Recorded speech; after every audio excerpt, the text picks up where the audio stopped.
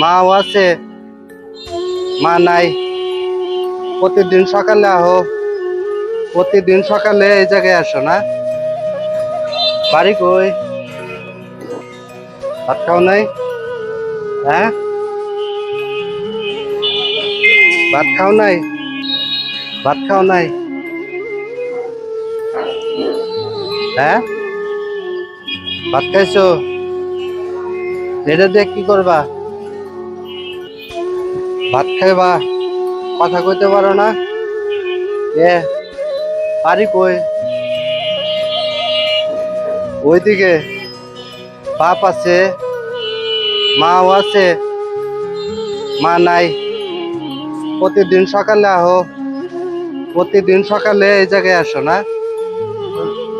টাকা টাকা তুলতে কয় টাকা হয়েছে?